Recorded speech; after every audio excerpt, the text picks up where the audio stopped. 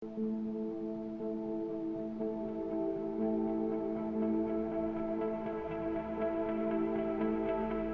मजदूर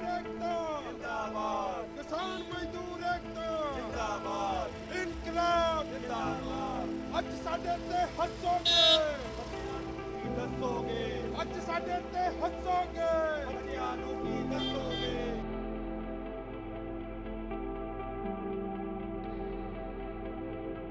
ਅਸੀਂ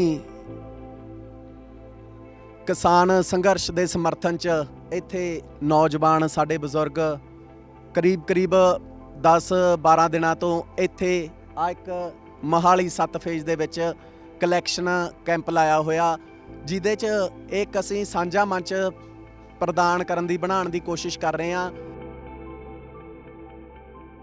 ਜਦੋਂ ਤੱਕ ਇਹ ਸੰਘਰਸ਼ ਚੱਲੂਗਾ ਜੀ, ਅਸੀਂ 7 ਫੇਸ ਮਟੌਰ ਥਾਣੇ ਦੀ ਬਿਲਕੁਲ ਆਪੋਜ਼ਿਟ, ਯਾਨੀ ਕਿ ਪੋਸਟ ਆਫਿਸ ਦਾ ਲੋਕੇਸ਼ਨ ਪੋਸਟ ਆਫਿਸ ਦੀ ਲਾ ਕੇ ਤੁਸੀਂ ਆ ਸਕਦੇ ਹੋ।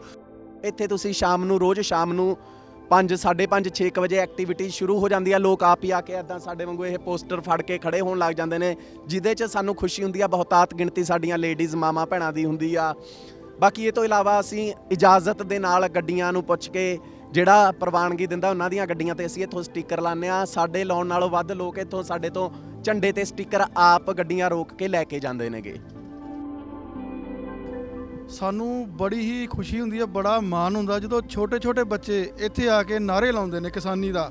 ਸਾਡਾ ਸੀਨਾ ਇੰਨਾ ਕੁ ਚੌੜਾ ਉਸ ਵੇਲੇ ਹੋ ਜਾਂਦਾ ਵੀ ਸਾਡੇ ਨਿੱਕੇ ਵੰਸ਼ ਜਿਹੜੇ ਅੱਜ ਅੱਗੇ ਜਾ ਕੇ ਸਾਡਾ ਮਾਣ ਅੱਗੇ ਸਾਰਾ ਕੁਝ ਜੋ ਵਧਣਾ ਬੱਚਿਆਂ ਦੇ ਕਾਰਨ, ਉਹ ਸਾਨੂੰ ਇੰਨੀ ਖੁਸ਼ੀ ਹੁੰਦੀ ਆ ਵੀ ਛੋਟੇ ਬੱਚੇ ਉਹਨਾਂ ਨੂੰ ਇੱਥੇ ਆ ਕੇ ਇਹ ਫੀਲ ਹੁੰਦਾ ਆ ਵੀ ਅਸੀਂ ਦਿੱਲੀ ਨਹੀਂ, ਸਾਨੂੰ ਮਿੰਨੀ ਦਿੱਲੀ ਦਾ ਰੂਪ ਇੱਥੇ ਦੇਖਣ ਨੂੰ ਮਿਲਦਾ। ਛੋਟੀ ਦਿੱਲੀ ਅਸੀਂ ਇੱਥੇ ਤੁਹਾਡੇ ਸਹਿਯੋਗ ਨਾਲ ਛੋਟੀ ਦਿੱਲੀ ਇੱਥੇ ਬਣਾਵਾਂਗੇ ਅਸੀਂ ਪੂਰੇ ਜਦੋਂ ਤੱਕ ਅੰਦੋਲਨ ਚੱਲੂਗਾ। ਮੋਸਟਲੀ ਤਾਂ ਲੋਕ ਉਰੇ ਫੜਾ ਜਾਂਦੇ ਨੇ, ਹਰ ਤਰ੍ਹਾਂ ਦੀ ਸਮਾਨ ਇੱਥੇ ਵਾਸ਼ਿੰਗ ਮਸ਼ੀਨ ਤੱਕ ਆਈ ਆ, ਕੰਬਲ ਬਿਸਤਰੇ ਗਰਮ ਚੀਜ਼ਾਂ ਲੋਕ ਆਪ ਦੇ ਜਾਂਦੇ ਨੇ। ਇੱਕ ਅਸੀਂ ਡੋਨੇਸ਼ਨ ਪੇਟੀ ਵੀ ਰੱਖੀ ਹੋਈ ਆ, ਕਿਉਂਕਿ ਜਿਹਨੇ 10-20 ਰੁਪਏ ਦੇਣੇ ਹੁੰਦੇ ਨੇ ਉਹ ਦਿੱਲੀ ਨਹੀਂ ਵੀ ਜਾ ਸਕਦਾ। ਦਿੱਲੀ ਕਿਹਨੂੰ ਦੇ ਕੇ ਆਵੇ ਤਾਂ ਉਹ ਇੱਥੇ ਗੋਲਕ ਦੇ ਵਿੱਚ ਮਾਇਆ ਪਾ ਦਿੰਦਾ। ਤੇ ਅਸੀਂ ਇਹ ਇਸ ਸਟੇਜ ਤੋਂ ਹੀ ਸਭ ਦੀ ਪ੍ਰੈਸ ਦੀ ਹਾਜ਼ਰੀ ਦੇ ਵਿੱਚ ਸਭ ਦੇ ਸਾਹਮਣੇ ਉਹ ਓਪਨ ਕਰਦੇ ਹਾਂ। ਤੇ ਪ੍ਰੈਸ ਦੀ ਹਾਜ਼ਰੀ ਦੇ ਵਿੱਚ ਕਿੰਨੀ ਮਾਇਆ ਹੋਈ ਆ ਉਹਦੀ ਇੱਕ ਰਸੀਦ ਕੱਟ ਕੇ ਉਹਦਾ ਜਿੱਦਾਂ ਦਾ ਵੀ ਹੁੰਦਾ, ਜਿਵੇਂ ਜਿੱਦਾਂ ਦੇ ਸਮਾਨ ਦੀ ਉੱਥੇ ਲੋੜ ਹੁੰਦੀ ਹੈ ਉੱਦਾਂ ਦੀ ਚੀਜ਼ ਵਸਤੂ ਉੱਥੇ ਪਹੁੰਚਦੀ ਕਰਦੇ ਹਾਂ।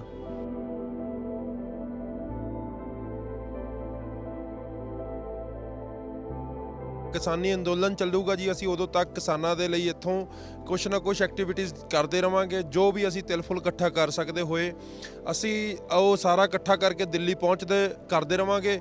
ਔਰ ਬੇਸਿਕਲੀ ਇੱਥੋਂ ਅਸੀਂ ਬੜੇ ਟਰਾਂਸਪੇਰੈਂਸੀ ਨਾਲ ਕੰਮ ਕਰ ਰਹੇ ਹਾਂ ਜੀ। ਜਿੰਨਾ ਵੀ ਅਸੀਂ ਇੱਥੋਂ ਕੰਮ ਕਰਦੇ ਹਾਂ, ਜੋ ਵੀ ਸਾਡੇ ਕੋਲ ਇਕੱਠਾ ਹੁੰਦਾ, ਬਕਾਇਦਾ ਸਟੇਜ ਤੇ ਅਸੀਂ ਗੋਲਕ ਖੋਲ੍ਹਦੇ ਹਾਂ, ਬਕਾਇਦਾ ਸਾਰਿਆਂ ਨੂੰ ਖੁੱਲ੍ਹਾ ਸੱਦਾ ਹੁੰਦਾ, ਕੋਈ ਗਿਣਤੀ ਦੇਖਣਾ ਚਾਹੁੰਦਾ। ਇੱਕ ਹੋਰ ਬੇਨਤੀ ਕਰਨਾ ਚਾਹਾਂਗਾ ਮੈਂ ਸਾਰੇ ਪੰਜਾਬ ਦੇ ਵੀਰਾਂ ਨੂੰ ਵੀ ਹਰ ਸ਼ਹਿਰ ਦੇ ਵਿੱਚ ਤੁਸੀਂ ਇੱਦਾਂ ਦੇ ਕੈਂਪ ਲਗਾਓ। ਸਪੈਸ਼ਲੀ ਉੱਥੇ ਤੁਸੀਂ ਝੰਡੇ ਸਟicker ਵੰਡੋ ਜੀ, ਜ਼ਿਆਦਾ ਤੋਂ ਜ਼ਿਆਦਾ ਵੀ ਗੱਡੀਆਂ ਜਿੰਨੀਆਂ ਵੀ ਤੋਂ ਉੱਥੋਂ ਦੀ ਲੰਘਦੀਆਂ ਨੇ ਸਾਰੀਆਂ ਦੇ ਝੰਡੇ ਲਗਾਓ, ਸਟicker ਲਗਾਓ, ਤਾਂ ਕਿ ਅੰਦੋਲਨ ਨੂੰ ਆਪਾਂ ਇੱਕ ਲਹਿਰ ਬਣਾ ਸਕੀਏ। ਜੋ ਗੋਦੀ ਮੀਡੀਆ ਵਿਖਾ ਰਿਹਾ ਜਾਂ ਹੋਰ ਲੋਕ ਕਹਿ ਰਹੇ ਆ ਕਿ ਦਿੱਲੀ ਦੇ ਵਿੱਚ ਸਿਰਫ ਅੱਤਵਾਦੀ ਬੈਠੇ ਆ, ਉਹ ਚੀਜ਼ਾਂ ਨੂੰ ਆਪਾਂ ਇਹ ਸ਼ੋਅ ਕਰੀਏ ਵੀ ਰੋਡ ਤੇ ਹਰ ਬੰਦਾ ਤੁਰਦਾ ਇਸ ਕਾਨੂੰਨਾਂ ਤੋਂ ਦੁਖੀ ਆ।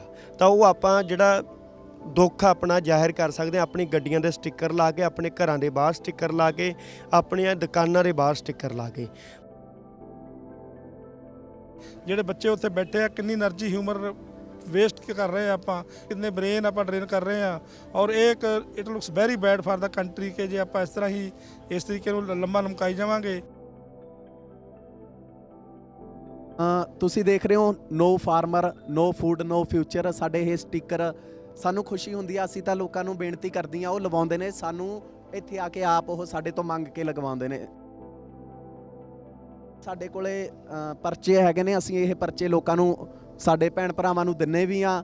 ਇਹਦੇ 'ਚ ਤਿੰਨੇ ਕਾਨੂੰਨ ਕੀ ਨੇ, ਇਹਨਾਂ ਦਾ ਰੱਦ ਕਰਾਉਣਾ ਕਿਉਂ ਜ਼ਰੂਰੀ ਆ, ਅਵੇਅਰਨੈਸ, ਇਹ ਆਪਣੇ ਆਪ 'ਚ ਇੱਕ ਅਵੇਅਰਨੈਸ 'ਚ ਇਹ ਸਾਡਾ ਕੈਂਪ ਬਹੁਤ ਸੋਹਣੀ ਭੂਮਿਕਾ ਨਿਭਾ ਰਿਹਾ ਹੈ। ਪਿੱਛੇ ਤੁਸੀਂ ਅੰਕਲ ਜੀ ਦੇਖ ਰਹੇ ਹੋ, ਉਹ ਸਾਨੂੰ ਇੱਦਾਂ ਹੀ ਸਾਡੇ 'ਚੋਂ ਹੀ ਨਿਕਲ ਕੇ ਉਹ ਪੋਸਟਰਾਂ ਦੀ ਸੇਵਾ ਕਰ ਰਹੇ ਹੋ। ਇਨਫੈਕਟ ਆ ਜਿਹੜੇ ਸਾਡੇ ਹੱਥਾਂ 'ਚ ਅੱਜ ਪੋਸਟਰ ਫੜੇ ਹੋਏ ਨੇ, ਜ਼ਿਆਦਾਤਰ ਅੰਕਲ ਜੀ ਨੇ ਹੀ ਲਿਖ ਕੇ ਦਿੱਤੇ ਨੇ, ਬਣਾ ਕੇ ਦਿੱਤੇ ਨੇਗੇ।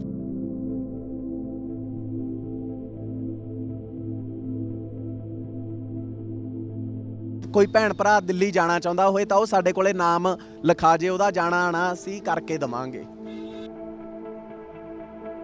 ਰੋਸ ਪ੍ਰਗਟ ਦਾ ਤਿਰੰਗਾ ਦਾ ਤਰੀਕਾ ਸ਼ਾਂਤਮਈ ਰੋਸ ਹੈ। ਕਿਸੇ ਨਾਲ ਕੋਈ ਸਾਡਾ ਦੁਸ਼ਮਣੀ ਨਹੀਂ, ਕਿਸੇ ਨਾਲ ਸਾਡਾ ਕੋਈ ਇਹ ਨਹੀਂ ਹੈਗਾ ਕਿ ਅਸੀਂ ਕੋਈ ਜਾ ਕੇ ਕਿਸੇ ਨੂੰ ਮੈਨ ਹੈਂਡਲ ਕਰ ਸਕਦੇ ਹਾਂ।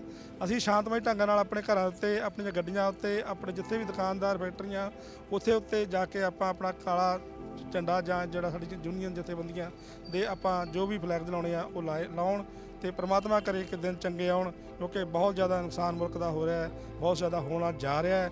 ਇਸ ਕਰਕੇ ਸਾਰੇ ਪ੍ਰਮਾਤਮਾ ਸਮੱਤ ਬਖਸ਼ੇ ਸਭ ਨੂੰ ਤੇ ਇਹ ਸੰਘਰਸ਼ ਜਿਹੜਾ ਵਾ ਛੇਤੀ ਖਤਮ ਹੋ ਗਿਆ।